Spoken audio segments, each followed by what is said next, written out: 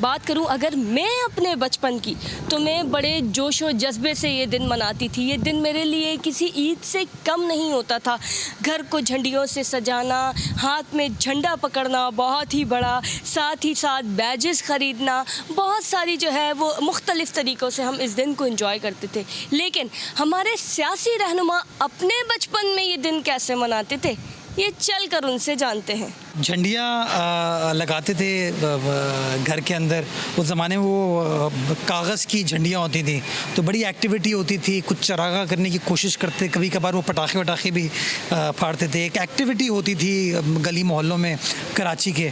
तो अब बदकिस्मती के साथ उस तरीके से हम नहीं कर पाते हैं, लेकिन मेरे थोड़े बच्चे बड़े हो गए हैं, तो मैं सोच रहा हूँ कि इस साल शायद बच्चों के साथ कुछ झंडियाँ वंडियाँ लगाऊँ। कायद-ए-आज़म की मज़ार पे जाते थे, झंडियाँ लेके साइकिलों पे घूमते थे। सारा दिन सुबह से शाम तक हम इसी मौज मस्ती में रहते थे।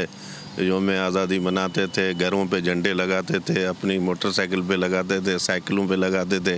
बहुत मज़ा आता था। बचपन में स्कूल में हम झंडियाँ उठाते थे 14 अगस्त की, और कपड़े पहनते थे पाकिस्तान के झंडे के ग्रीन, और अगर कपड़े वाइट होते थे तो ग्रीन दुपट्टा, या ग्रीन कपड़े तो वाइट दुपट्टा। बड़ी खुशियाँ होती थी और झंडियाँ लगाते थे घरों में।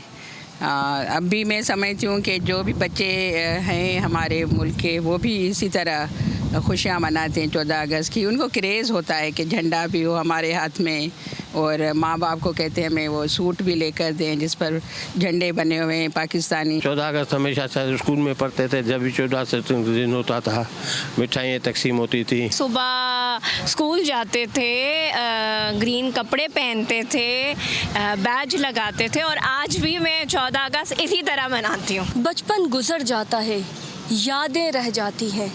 बचपन चाहे जिसका भी हो, बड़ा ही हसीन होता है। सियासतदान भी अपने वक्तों में 14 अगस्त का दिन भरपूर अंदाज में मनाते थे। कैमरामैन इरशाद अली के साथ जमजम सईद, GTV न्यूज़, कराची।